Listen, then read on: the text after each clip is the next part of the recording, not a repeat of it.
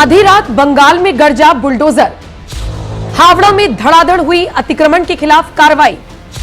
सुवेंदु के सीएम बनते ही बंगाल में लागू हुआ यूपी मॉडल।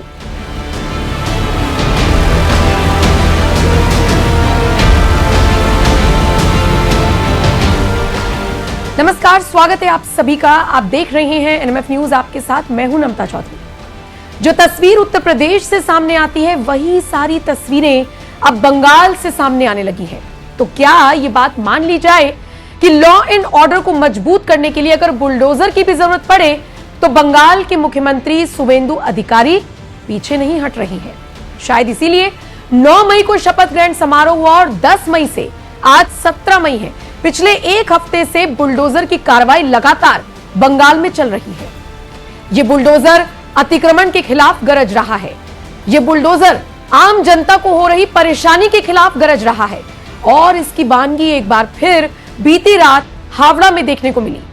बताया जा रहा है कि फुटपाथ पर और उसके आसपास के इलाके में जिस तरीके से अतिक्रमण किया हुआ था, बड़े बड़े स्तर पर दुकानें लगाई हुई थी, उन सबको पहले अल्टीमेटम दिया गया और जब उन लोगों ने नहीं सुना तो बीती रात बुलडोजर भी गरजा, अतिक्रमण हटाने की कार्रवाई भी हुई, बड़े बड़े अधिकारी मौजूद भी रहे, अतिरिक्त पुलिस बल भी तैनात रहा और किसी ने पत्थर छोड़िए कंकड़ तक नहीं उठाया, क्योंकि कंकड़ और पत्थर उठाने वालों को पता है कि बंगाल में सत्ता परिवर्तन हो चुका है और धीरे धीरे ही सही यूपी का योगी मॉडल लागू हो रहा है।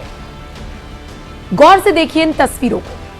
पश्चिम बंगाल में सत्ता परिवर्तन के बाद यह बुलडोजर एक्शन चला हावड़ा स्टेशन के बाहर। हावड़ा स्टेशन के बाहर एक बड़ा अतिक्रमण हटाओ अभियान चला, जिसमें गंगा घाट और बस स्टैंड के आसपास जो फुटपाथ है और जो सार्वजनिक रास्ते हैं, उनमें अवैध रूप से जिन दुकानदारों ने कब्जा कर रखा था या अपना बिजनेस चला रहे थे, उस पर प्रशासन का बुलडोजर गरज चुका है। बुलडोजर चला, कार्रवाई हुई, तो कहीं कोई अप्रिय घटना ना हो इसके लिए पुलिस फोर्स, सुरक्षा बल पहले से तैनात थे।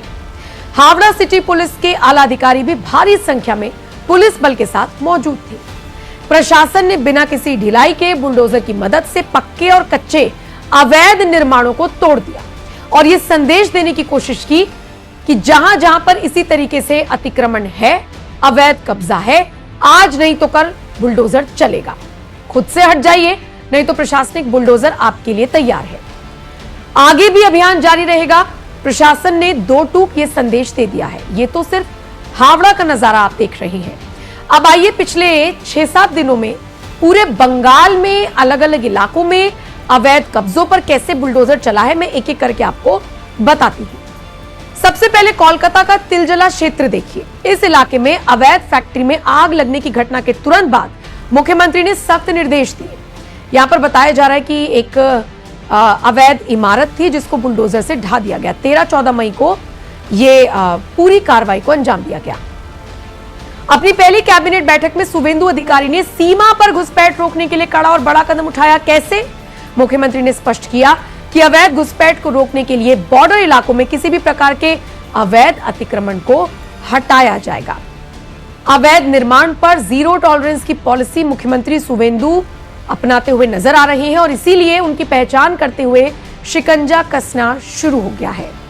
फिर याद कीजिए टॉप्सिया का वो इलाका जिसमें टॉप्सिया और उससे सटे ईस्टर्न मेट्रोपॉलिटन बाईपास के पास की कार्रवाई की गई और वो काफी चर्चा का विषय बनी। बताया जा रहा है कि टॉप्सिया में उन कमर्शियल बिल्डिंग्स को निशाना बनाया गया जो बिना किसी परमिशन के वेटलैंड्स या सरकारी जमीन पर खड़ी की गई थी। वहां पर बुलडोजर एक्शन तो हुआ, लेकिन उसके बाद बुलडोजर एक्शन का विरोध भी देखा गया और उसको भी कंट्रोल कर लिया भारी पुलिस बल ने।